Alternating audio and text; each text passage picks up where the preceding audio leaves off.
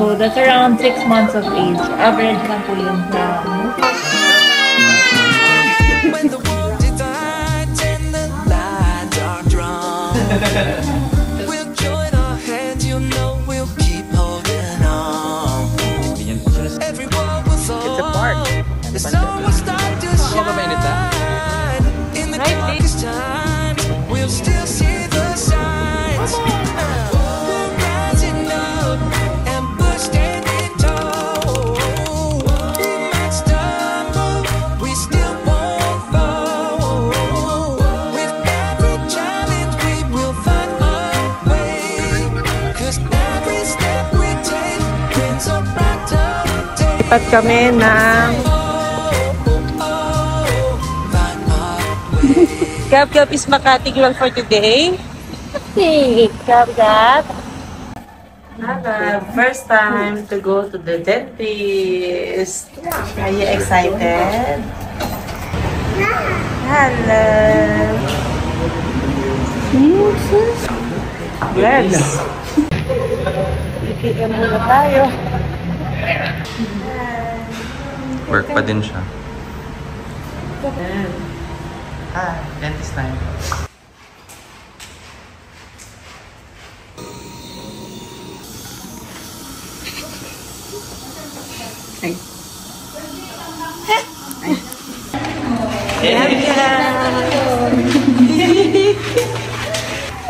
It's your time to shine.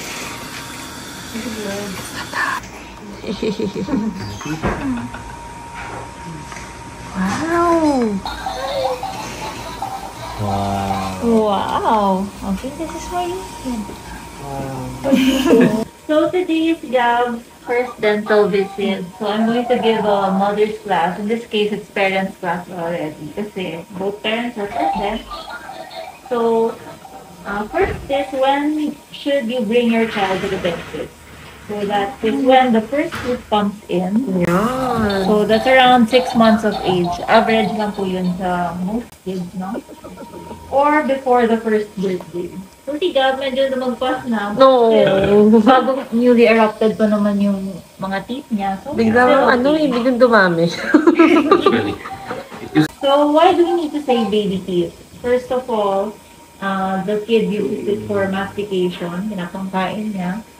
Madalas kasi pag tira sila yung teeth ng bata, nagiging underweight sila.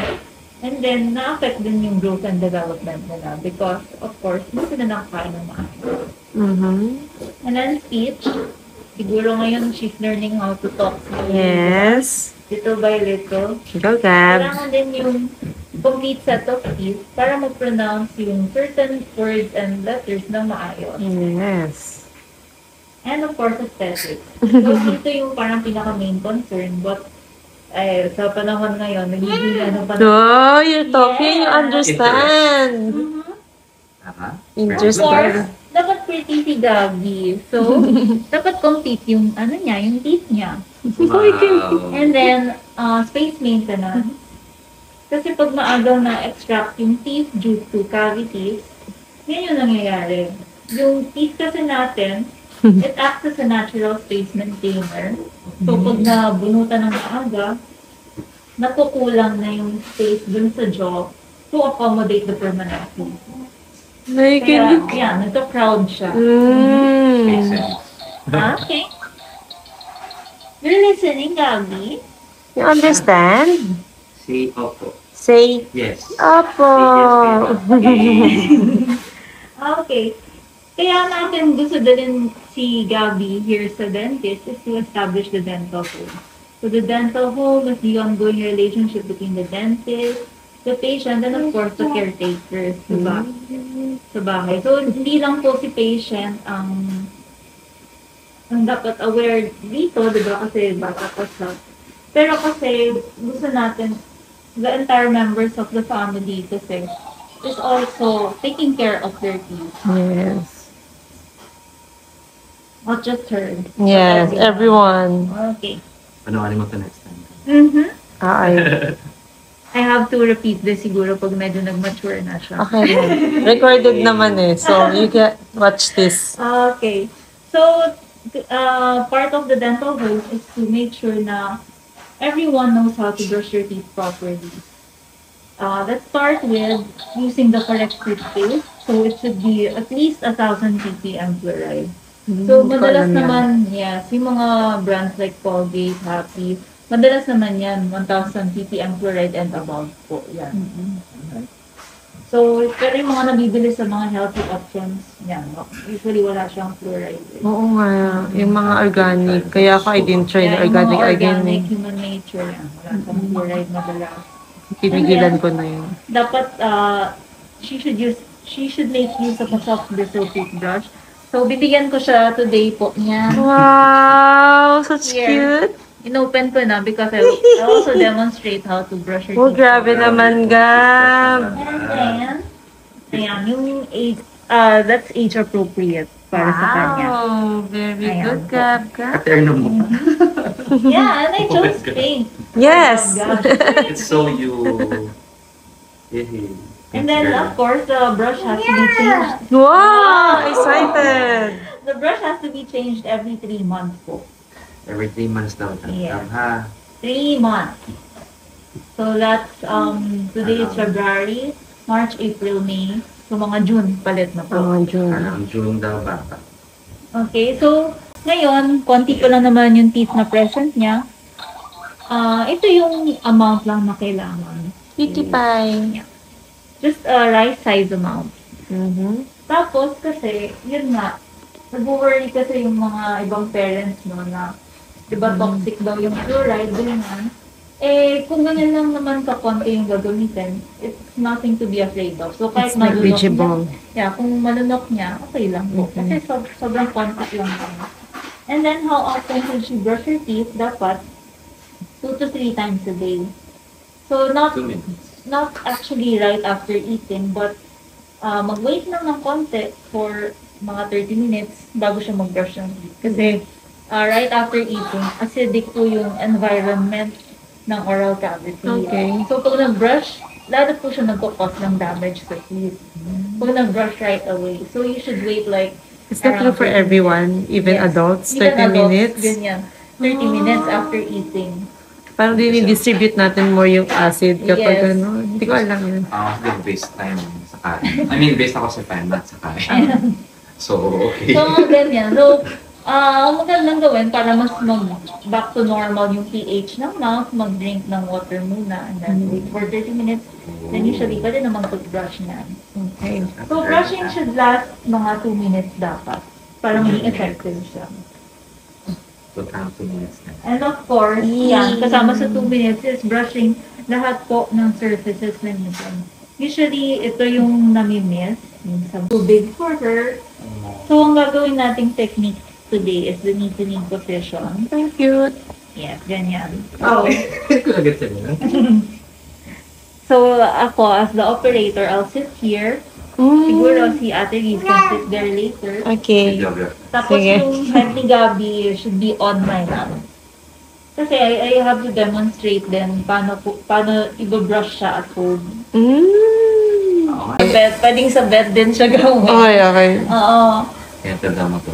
Kasi what we use right now is the banana eh. Banana with bristles. Not really the toothbrush pa. So, okay, at least. Younger siya. Pretty much. Ngayon kasi dapat i-introduce na dapat yung toothbrush sa kanya para Okay. pag naging matured siya, Familiar hindi na siya. i-resist yung toothbrush. Okay, that's nice. Yeah. Actually, yung around 3 years old, yan na yung mas mahirap i-toothbrush eh. Dahil mas malakas na sila. And then, pag hindi nasanay pa sa toothbrush, dahil hindi na-introduce at that age, doon talaga nagkaka-problem. Di ba narinig mo yan? Okay, ito hindi ko naman gagamitin sa kanya since wala namang cavity. And today, I'll also apply pala. Ang yan, lagyan na rin sila Topical niya. fluoride, yes. Preventive method din kasi yan. So, wala pang cavity. Dito na rin part 2. Iyan.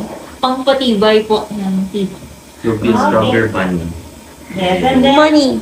after I apply the fluoride, explain ko na lang this after the application. Okay. May do's and don'ts pala yun. Laway girl eh. This is a dental. The dental Yeah. home. Ayun, my dental home. Your dental home. I wear my costume na.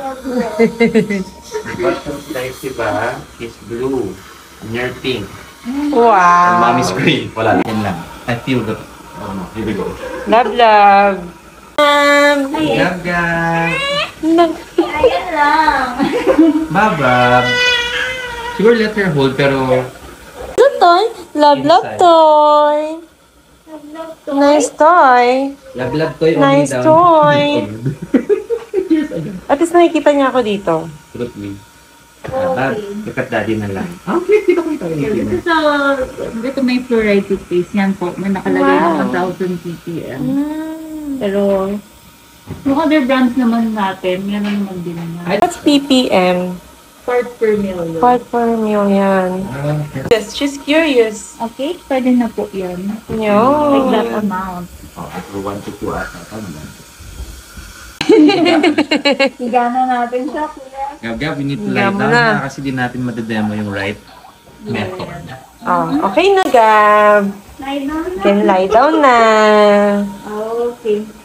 It's gonna be fun. It's gonna be fun. Gab, Gab, Gab, Gab. Okay na lie down na, Bab. Dito na lang i-on yung dental light. Super bright. kasi. Baka mas lalo siyang maano. Baba. Kaya yung legs niya, pwedeng sa waist mo. Yes. Lapit pa ako more. Baka mo yung hips niya, babe. Opo, yes. And then yung hand niya, hawakan niyo po. After that. Gab, Gab.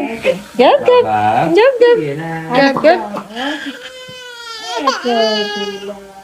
Oh, next It's a is the kitty dentist. girl. I need to try that, Bab. Such cuteness. Ang It's cute. just toothbrush. Yummy. scared, Yummy Gab. toothpaste. Yummy toothpaste ba yan? Yummy toothpaste? Yummy toothpaste. Oh, it's a yummy toothpaste. Oh, you're gonna love it. La la la la la la. Ayan po, ate. Binabrush ko yung likod niya. Okay? Tapos para mag-open siya ng mouth, you can... Pwede mo itulak yung cheek niya. Kasi tutubuan na rin siya ng cheek sa likod. Okay? Wait lang, Gab, Brush your Gab. teeth. Brush, brush, brush. Wait lang, mahaba, Bab. Brush tayo. Brush your teeth. Tapos yung tongue niya, pwede na rin sana i-clean niya. Ayan, nag-open naman siya ng mouth eh. Wow. Ah. Then, Wow, wow, wow, wow, wow. yung gums niya, pwedeng po na siya ng clean cloth na. Which one, sorry? Clean cloth. Gums. Gums. Yeah. Okay? Ang cute naman Very good, Gab, Gab. Now we're going to put yung ano na, the fluoride na. Very good naman yung baby namin.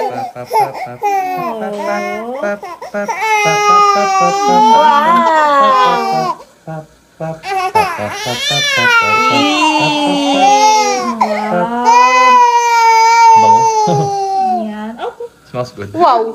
Wow. Look how we're smiling, oh. Masasmile din yan. Wow. Okay, that's good for... Look, we cry. Don't cry na, my baby girl. Gulat lang yan. Gulat lang yan. Oh.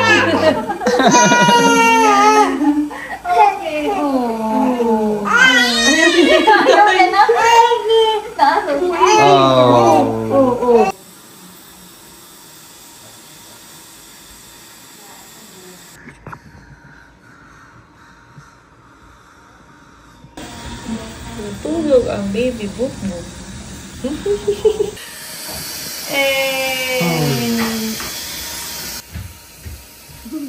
Talaga yung medyo takot sa baby. Paano ko mangiluhin?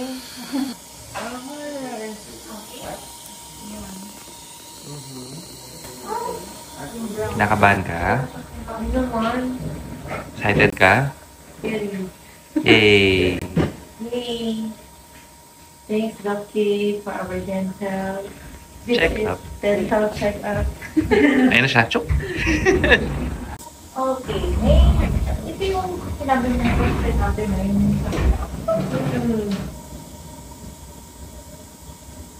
tingnan natin yung madaan siya sa ano lang, yung sa polishing.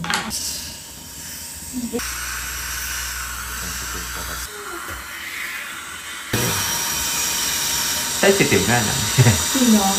Ipin nila Riza. So now they're doing manual cleaning.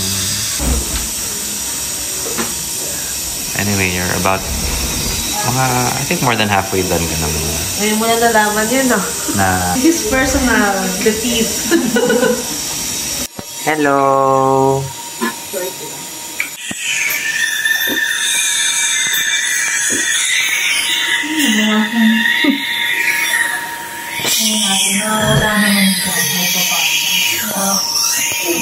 Kaya mo yan. Polish na lang daw. Before. Yay! Hi, Gabriel! Roxy Mama? Roxy Mama!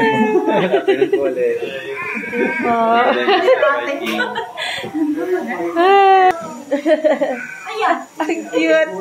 Smile naman. Are you showing your teeth? Okay. Right, babe? Kanan tayo.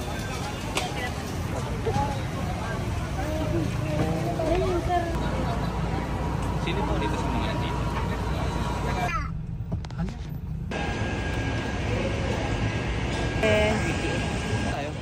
Ask ka muna na Number.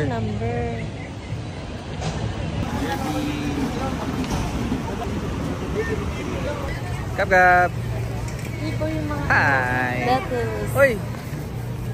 Makati version ng palengke. Ito, meron sila ng ano? Chanan! Ito, paano gusto ko naman ihaw? Inasal. Wow! This is Vietnamese. More fruits. And sila Gab. Gab-gab! It's a park. And the panchetto. At lahat na. Dito na lahat. Gab-gab!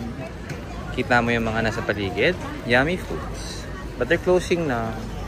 Isang tuto lang. Lapit na mag-2 kasi it's already 1:45. Okay mo na ako. Miss, ask ko na. Mga ba painit na? Makainit? Oh. Pita bread. Okay lang. 3.5.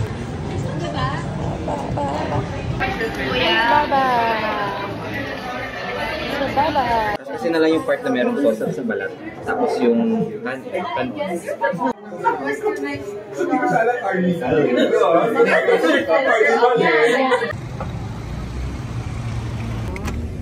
Oh.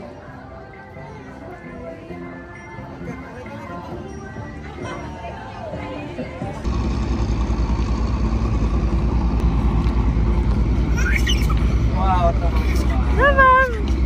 Alala. Saan to kami? Butit na siya maglupit, no? Ha? Butit.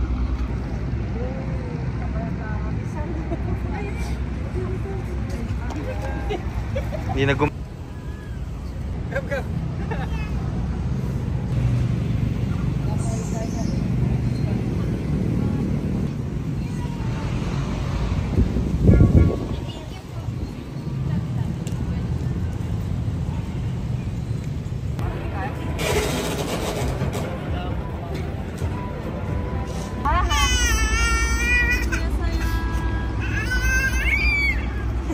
tuwan-tuwa yan. Gab-gab, una ang paaha, hindi ang katawan. Hala siya. Tama yan, Gab-gab. Wow.